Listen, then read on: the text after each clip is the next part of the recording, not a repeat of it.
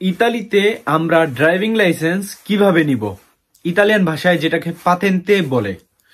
So এই বিষয়টা আমাকে অনেকেই বলছেন যে মারুফ ভাই, ইতালিতে পাতেন্তে নেওয়ার ইজি ওয়ে কোনটা, এটা নিয়ে অবশ্যই একটা ভিডিও বানাবেন। তো আমি অনেকদিন ধরে ভাবতেছি, অলরেডি আমার চ্যানেলে ভিডিও আছে এরকম, বাট ওই ভিডিওগুলো হয়তো অনেকে দেখেন নাই বা ভালোভাবে বুঝেন নাই।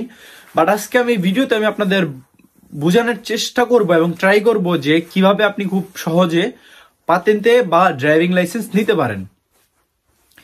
তো হ্যালো ভিউয়ার্স, আমি মারুফ, আপনারা দেখতেছেন মারুফ ভাই blogs YouTube channel.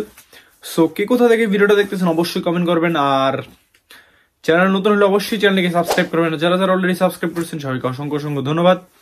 So guys, ইটালিতে পাতেন্তে বি কেন বললাম গাইস? পাতেন্তে বি হচ্ছে ক্যাটাগরি গাড়ির জন্য, মানে প্রাইভেট কারের জন্য। তো পাতেন্তের অনেকগুলো ক্যাটাগরি আছে ইটালিতে। সো যেমন আমার কাছে যেটা আছে পাতেন্তে আউনো এবং পাতেন্তে বি।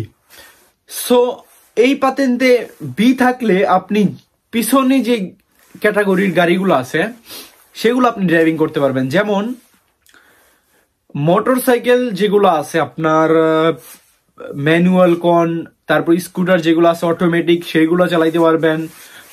তারপরে বিউনোর যে ক্যাটাগরির যে গাড়িগুলো আছে সেগুলো চালাতে পারবেন। ছোট যে মিক্রো কারগুলো আছে ওইগুলো চালাতে পারবেন।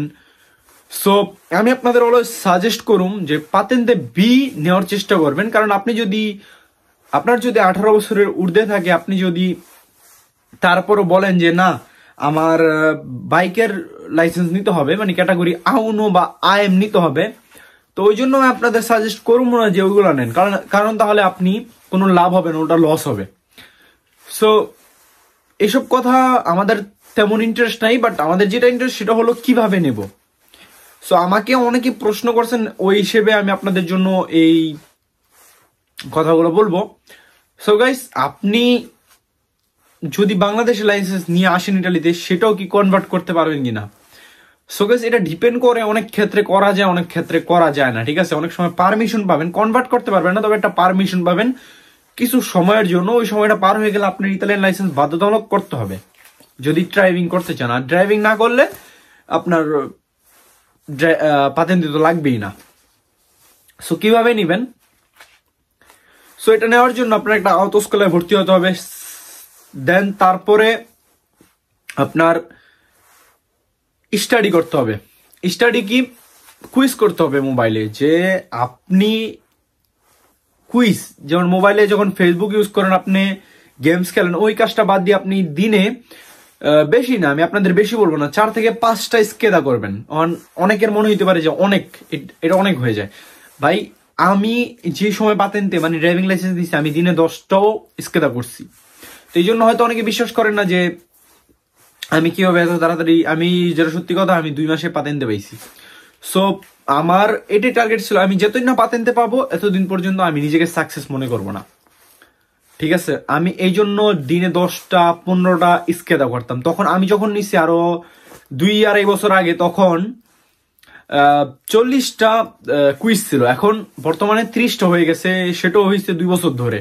ঠিক আছে, কারণ অনেকে পারে না, এটা অনেকের জন্য কঠিন হয়ে যায়।